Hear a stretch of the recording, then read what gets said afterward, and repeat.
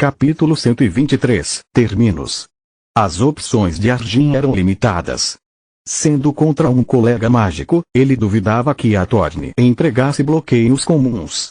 O mercado ilegal era sua maior fonte de renda. Ela deveria ter estabelecido alarmes e medidas de segurança para se livrar de intrusos ou destruir todas as evidências incriminatórias, caso algo desse errado. Arjin não era cabeça quente, nem a missão tinha um prazo, então ele concedeu seu tempo, esperando 2 dias para ter sua oportunidade.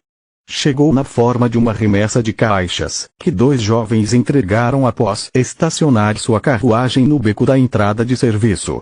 Finalmente, a porta foi aberta por dentro, permitindo que as mercadorias fossem trazidas pelos guardas e correios.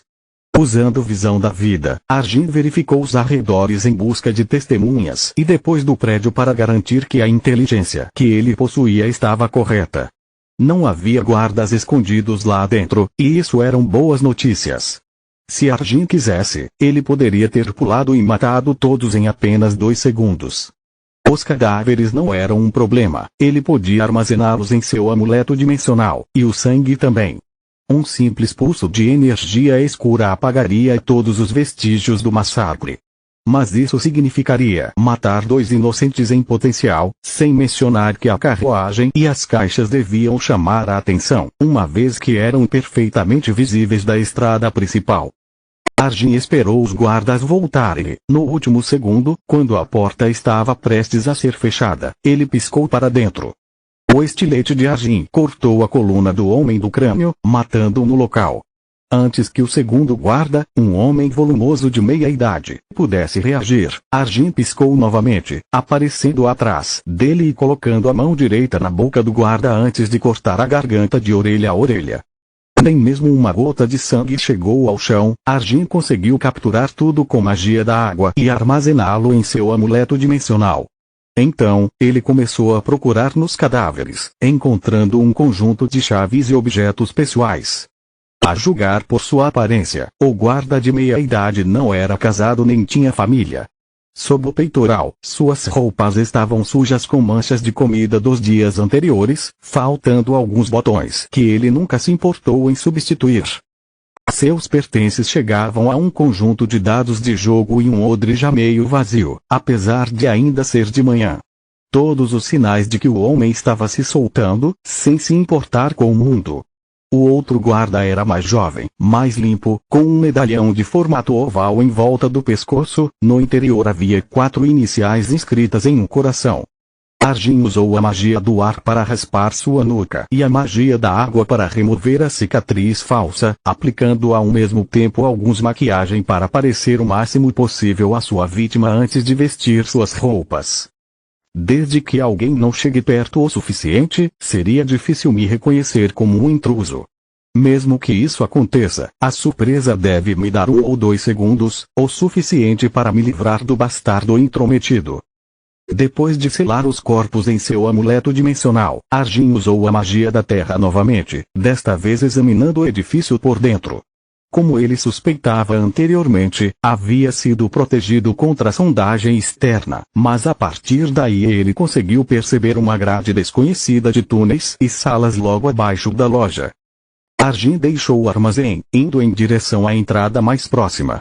Ele lamentou não ter tido a oportunidade de procurar as caixas atrás dele, mas agora ele estava no relógio. Seu objetivo era obter todas as evidências de que precisava, antes de explodir o local ou fugir depois de escrever uma nota de desculpas. Graças à visão da vida ele pôde ver que a porta à sua frente não possuía propriedades mágicas. No entanto, quando ele encontrou a chave certa, ele usou a magia espiritual para desbloqueá-la, apenas para estar seguro.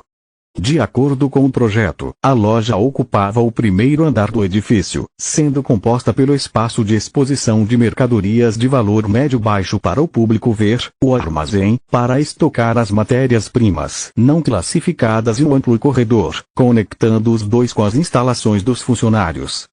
Abaixo do nível da rua, deveria ser apenas o laboratório alquímico e o cofre, contendo produtos de alta qualidade e ingredientes raros. Graças à magia da terra, Arjin não teve problemas em encontrar a alavanca oculta para abrir o caminho para os túneis. A estrada foi disseminada com alarmes e armadilhas, mas entre a magia real e a visão da vida, ele foi capaz de passar por elas, mal diminuindo a velocidade. Construir um laboratório mágico no subsolo era incomum, mas não sem precedentes. Ao lidar com feitiços poderosos e componentes voláteis, era de suma importância que a instalação fosse perfeitamente isolada de forças externas. Se energias selvagens místicas entrassem, seja qual for o motivo, durante uma etapa crucial, o melhor cenário seria perder horas, se não dias, de trabalho e todos os recursos empregados. No pior cenário, todo o laboratório iria explodir. Um bom isolamento por meios mágicos era muito, muito caro. Por isso, mágicos mesquinhos ou carentes escolheriam a opção subterrânea para aliviar o fardo de suas carteiras. Arjin agradeceu sua boa sorte por Atorne não ter percebido que seu ardil era uma faca de 2 gumes. Por um lado, isso permitiu que ela construísse um laboratório sob o laboratório, longe de olhares indiscretos, sem levantar suspeitas. Por outro lado, porém, ele via a visão da vida que ela tinha sido realmente mesquinha. O laboratório real era pouco isolado, e isso significava que Atorne não poderia ter colocado nenhum tipo de poderoso dispositivo mágico em sua vizinhança sem arriscar sua própria vida. Como ele esperava, a partir de então, as armadilhas e alarmes eram apenas de natureza mecânica, facilitando muito o trabalho dele. Enquanto ele se aprofundava, Arjin percebeu subitamente por que a segurança era tão frouxa. Os corredores eram grandes o suficiente para que 2 adultos mal conseguissem andar lado a lado e iluminados magicamente para que não houvesse esconderijo. Entrar era relativamente simples, mas se ele fosse descoberto, sair seria quase impossível. O teto baixo tornava o voo inútil. O espaço apertado impedia o uso da agilidade para fugir. Força e número seriam muito mais importantes em uma luta em comparação com velocidade e magia. O primeiro quarto que encontrou foi um salão de luxo, com um tapete caro cobrindo todo o chão e sofás e poltronas de veludo vermelho dispostos em torno de uma longa mesa de madeira de cerejeira. Deve ser onde ela discute negócios com seus clientes especiais. Arjin notou várias caixas de madeira sobre as mesas, cada uma delas com uma fechadura mágica muito complexa já ativada, exceto uma. Ele reconheceu o padrão das runas. Era uma variação de uma fechadura muito popular entre contrabandistas e espiões. Ele se permitiu ser aberto por quem sabia a combinação certa, não apenas porque imprimiu sua magia, mas um único erro e a caixa implodiria, destruindo o seu conteúdo. Esta versão parecia ser mais complicada e perigosa, explodiria em vez de implodir. Arjin guardou todos eles em seu amuleto dimensional, na esperança de encontrar uma maneira de invadi-los mais tarde. Ele também pegou a caixa destrancada e, depois de mover alguns móveis para obter o máximo de espaço possível, colocou-a no chão, apertando o botão de abertura. A caixa cresceu do tamanho de um grande armário, contendo beckers, hastes de vidro, frascos e vários queimadores. Também estava cheio de engrenagens conectadas a braços mecânicos que pareciam ter sido projetados para segurar e manusear os artigos de vidro de laboratório que ainda não haviam sido arrumados. Era uma maravilha de magia e ciência como Arjin nunca sonhara. Seja o que for, deve ser a versão desmontada do que está nas outras caixas. Se apenas o vidro já estivesse pelo menos cheio com os ingredientes, minha missão seria tão boa quanto feita. Como é, a questão permanece. Para que diabos é isso? Ele comprimiu novamente, guardando também. O salão leva a outro pequeno corredor, idêntico ao anterior. Depois de verificar com a magia da terra e a visão da vida por armadilhas ou guardas escondidos, Arjin avançou, determinado a encontrar a última peça do quebra-cabeça. Seus passos não produziram nenhum som, permitindo que ele ouvisse os inimigos que chegavam, mas ele não encontrou ninguém. À sua esquerda, ele encontrou outra porta, diferente de qualquer outra no prédio. Era grosso e acolchoado, feito para impedir que algo saísse, mas não tinha nenhum cadeado. Isso despertou sua curiosidade. Então, depois de voltar ao seu traje encantado e se preparar para o pior, ele lentamente abriu a porta.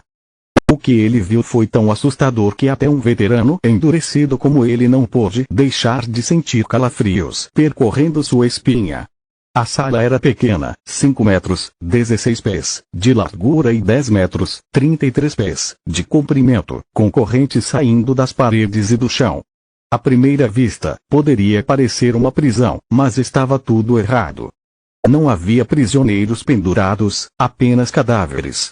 Um parecia ter explodido por dentro, o peito aberto em dois por uma única ferida enorme, que nenhuma arma ou fera conhecida deveria ter sido capaz de infligir.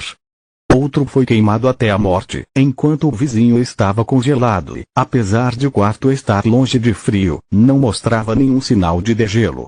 Depois de verificar os dois, Arjun entendeu que a morte deles não fazia sentido. Não foi o resultado de qualquer feitiço ou evento natural, respectivamente fogo e gelo os devoraram por dentro. O último cadáver era ainda mais estranho que os outros. O que ele supunha ter sido um homem velho agora tinha o rosto desfigurado pela agonia. Os olhos reviraram mostrando apenas o branco. O cadáver tinha as veias viradas de um azul brilhante, e eles estavam esbugalhados, como se fossem explodir a qualquer momento. Quando Arjun tocou o corpo para examiná-lo melhor, o velho recuperou os sentidos, choramingando uma oração quase silenciosa. Por favor me mate. Arjun saltou para trás da surpresa, ativando instintivamente a visão de vida. Não apenas o velho estava vivo, mas todos os corpos acorrentados, mesmo na morte, continuavam emitindo uma assinatura de mana. O que quer que os tivesse matado ainda estava ativo. O que em nome dos deuses essa louca fez? Arjun guardou os corpos. Os magos reais teriam muito o que explicar. Então, ele verificou o velho novamente. Ele estava claramente sentindo muita dor, sem condições de se mover, e Arjun não era curador. Recentemente, ele havia se tornado um desperto, desenvolvendo com verdadeira magia apenas os feitiços aos quais já estava apto. Sinto muito, velho, mas seu corpo ou de seus companheiros pode ter a chave para evitar um grande desastre. O reino honra seu sacrifício. Arjun estalou o pescoço, dando-lhe uma morte indolor, mas assim que ele fez, as correntes começaram a piscar com energias mágicas. Mesmo sem entender como, ele sabia ter disparado algum tipo de alarme. Arjun avaliou que, entre os corpos e as caixas, ele ganhara o suficiente. Estava na hora de sair de lá. Sem que ele soubesse, não era um alarme, assim como o quarto não era uma prisão. Era apenas mais um laboratório, com um tipo diferente de porquinho da Índia. As cadeias simplesmente alertaram os assistentes que estavam na hora de coletar os dados. Arjun correu de volta usando fusão de ar, diminuindo a velocidade apenas para evitar as armadilhas. De repente, um homem com um traje de bruxo e alguns guardas apareceram em um canto, conseguindo soar o alarme no momento em que avistaram o intruso.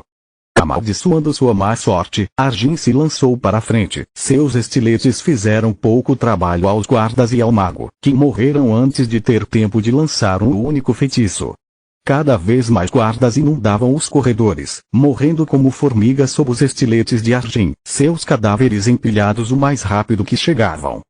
O alarme continuou ecoando no prédio, forçando um assistente a alertar sua amante. Senhora Attorney, há um intruso no laboratório de Candria. Sua voz estava cheia de pânico. Até onde ele foi? O que ele levou? A voz velha e rouca era mais irritada do que preocupada. Eles a perturbaram durante um ponto crucial em sua última experiência. Nós não sabemos. Ele está prestes a sair do laboratório subterrâneo. Não sei quanto tempo poderemos detê-lo. Por favor, ajude-nos. Ajudar você? Um bando de idiotas incompetentes e ingratos. Vocês estão demitidos. Coirnatorn tirou uma pérola de vidro de seu amuleto dimensional, esmagando-a sob os calcanhares. Um segundo depois, uma poderosa e controlada explosão irrompeu do laboratório subterrâneo, transformando tudo e todos em um raio de 5 metros, 16, da loja em cinzas. Então ela pegou seu amuleto comunicador, informando seu cliente. Lucart, velho peido, eu tenho boas novas e tenho más notícias. A má notícia é que um intruso estragou seu pequeno plano, mestre. Tive que destruir tudo para impedir que ele escapasse. Quais são as boas notícias? Eu ainda não terminei, seu idiota. Meu antigo aluno, professor Reflar, veio recolher sua ordem e provavelmente também está morto. Se eu estou certo, e geralmente estou, o invasor foi enviado aqui da rainha. A morte do professor é cronometrada. Eles provavelmente vão pensar que ele era um dos seus cachorros. Além disso, não sei se houve mais de um invasor ou o que eles descobriram. O último lote está perdido ou na mão do inimigo. Se eu fosse você, eu me apressaria. Se eles descobrirem o conteúdo, você falhará antes mesmo de começar. A voz do arquimago Lucart estava cheia de raiva e impaciência. Ele teria enterrado vivo aquela velha bruxa anos atrás, se tivesse a chance. Mas a Thorne era inteligente demais e sabia demais. Eu ainda estou esperando as boas notícias, ele rugiu. O laboratório estava seguro. Capítulo 124, Exórdio. Lita esperou que seus companheiros entendessem completamente a seriedade de sua situação. Sem a ajuda deles, ele temia ser forçado a expor a si e a sua família a inúmeros perigos. Cada um deles foi forçado a uma escolha realmente difícil. Ou para apoiar-se na história, mentir para o diretor e colocar suas carreiras acadêmicas e sobrenome em perigo, ou recusar, deixando-o arcar sozinho com as consequências de sua tentativa de impedir a ruína da academia. Estou ciente de que estou pedindo muito de você, mas saiba que não estou fazendo isso de ânimo leve. Se algum de vocês não quiser se envolver, eu entenderia e não guardaria rancor. Um silêncio constrangedor se seguiu. A maioria deles não sabia como responder. Por um lado, eles se sentiam orgulhosos de nosso amigo, não apenas disposto a arriscar tanto para proteger o país da guerra civil, mas também tendo confiança suficiente neles para revelar seu segredo. Por outro lado, porém, sentiram medo das consequências que ambas as escolhas teriam.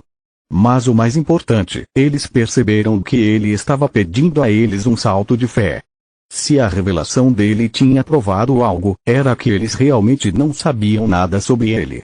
Lit já estava assustador quando olhava o tempo todo, percorrendo as aulas e eliminando sozinho as bestas mágicas no exame simulado. Mas agora, ele não admitiu não ser um humano normal. Pelo que eles sabiam, sua velocidade e força não naturais podiam ser apenas a ponta do iceberg. Essa não era uma situação que nenhum deles tivesse levado em consideração ao ingressar na Academia Grifom Branco. Para Uriel, o plano sempre foi estudar muito, ter o máximo de possibilidades possíveis antes do casamento arranjado e herdar os bens da família. O único objetivo de Gloria era se formar com notas altas o suficiente para permitir que ela evitasse qualquer casamento arranjado e viver sua vida como queria. Depois de descobrir que sua mãe não se importava com ela como filha, mas apenas como uma ferramenta para suas conspirações, Fria havia se determinado a se tornar o mais bem-sucedido possível para lhe dar o dedo do meio antes de deixar a casa para sempre. Kila, em vez disso, só queria nunca mais sofrer de solidão e fome. As coisas haviam se tornado muito complicadas. Ao contrário da expectativa de todos, Uriel foi o primeiro a responder. Você pode contar comigo. Ele deu um sinal de positivo. Kila provavelmente o seguiria, mesmo que ele se revelasse um morto-vivo ou um monstro que muda de forma. Pensamento Uriel. Fria simplesmente vai aparecer. Essas duas estão tão juntas que eu não ficaria surpreso, mesmo que ela aceitasse participar de um trio. Isso deixa de fora apenas Gloria, mas ela parece muito limitada à honra e lealdade para abandonar um companheiro de equipe em apuros. Portanto, em vez de parecer um covarde, é melhor agir primeiro. Além disso, sem dor, sem ganho. Assim que sairmos, conseguimos matar o monstro, minha reputação subirá ao teto. Se de alguma forma nossa descoberta impedir a guerra civil, também aceitarei isso. Embora cínico, o raciocínio de Uriel era: ele havia antecipado Kila em uma fração de segundo e, assim que ela falou, Fria concordou também, deixando Gloria pasmado, parecendo um idiota egoísta. O que diabos quero dizer? Eu estou dentro. Ela corou tanto que quase parecia fofa. Depois de agradecê-los, Lid começou a descrever novamente a luta contra a abominação, inventando com a ajuda deles uma vitória de equipe incrível. Eles ainda estavam discutindo quando uma voz ressoou no ar, como o gongo das lições, convocando-os no escritório do diretor. Eles andaram o mais devagar possível, tentando consertar os últimos detalhes. Quando eles entraram no escritório, Linjus os esperava, de pé em frente à janela de vidro. Estamos prontos para denunciar, Sr. Gloria deu um passo à frente, reta como uma flecha em uma pose de aparência militar. Não há necessidade, ele respondeu sem se virar, levando-os a se aproximarem com um aceno de mão. Enquanto eles obedeciam, cada um mais nervoso que o outro, Linjus girou o dedo indicador no ar, e toda a torre onde o escritório estava localizado começou a girar, até enfrentar uma região específica da floresta que estava completamente careca. Todo o grupo ficou chocado. Se não fosse a mudança na paisagem, eles nunca imaginariam que a torre era capaz de se mover. Tudo aconteceu sem a menor vibração. Foi aí que a luta aconteceu, correto? Perguntou Linjus. Sim, Gloria respondeu, engolindo um pedaço de saliva. Bons deuses, quão grande era essa coisa? Quão forte Lid é realmente? Eles pensaram como um. Normalmente, eu não acreditaria em uma palavra da sua história. Muitas coisas não se somam. Mas, mesmo que essa horrível cicatriz murcha não fosse prova suficiente, eu já entrei em contato com o Senhor da Floresta, que confirmou tudo. Então, ou você está dizendo uma verdade digna de ser cantada por bardos, ou sou vítima de uma piada incrivelmente elaborada. Quando Scarlet recebeu o telefonema de Linjus sobre a abominação, ela entendeu imediatamente o que estava acontecendo. Sabendo que os humanos fariam com um desperto, e ainda estando interessado no desenvolvimento de Lid, o Scorpicore assinou com tudo, até apresentando a Linjus a Briade resgatada antes de desligar a ligação. Os animais podem conversar. E Uriel não pôde evitar perguntar surpresa. Animais, não podem. Monstros, em vez disso, falam fluentemente como você e eu. Linjus se virou, olhando Lid nos olhos. Isso me deixa com apenas algumas perguntas. Como é que Lid foi quem decidiu o que fazer com o que encontrou? Por que a Dríade sentiu que sua alma estava em perigo? Gloria prontamente improvisou. Tudo que descobrimos parecia estar vinculado ao seu destino. Simplesmente pensamos que não tínhamos voz no assunto. E isso leva à segunda pergunta. Por que você entrou em contato com a Marquesa de Star em vez de me procurar primeiro? Eu poderia esperar isso de Lord Deiros ou Lady Ernas daqui, fornecendo notícias e evidências tão importantes para suas famílias para obter o favor da corte. Mas você é apenas um plebeu, porque decidiu me anular. A voz dele não parecia zangada, mas desanimada. Com todo o respeito, senhor, eu não vou te ignorar. Lid respondeu. A Marquesa de Star não é apenas a governante desta região, é também uma das que me ensinaram magia. Ele se apegou à mentira que o fez admitir na academia meses atrás. Além disso, acho que ela é mais adequada para lidar com o assunto, já que está mais desapegada do problema que, embora em parte, você contribuiu para criar. Explique-me. Os olhos de Linjus endureceram, um tom de raiva apareceu neles. Na minha opinião, sua reforma do sistema da academia é um verdadeiro paraíso para aqueles que trabalham duro e plebeus, e esse é o problema. Você já ouviu a fábula do sapo fervente? Se você colocar um em águas quentes, ele saltará para a segurança, mas se você aumentar a temperatura lentamente, ele morrerá sem nem perceber. O problema já estava lá, você tinha a solução certa, mas a implementou muito rapidamente. Acredito que um homem do seu conhecimento deveria ter sido capaz de prever e prosseguir com mais cautela. Linjus já estava magoado com sua falta de confiança. O último comentário atingiu um nervo, atingindo suas bochechas vermelhas de raiva e vergonha. Continua no próximo vídeo.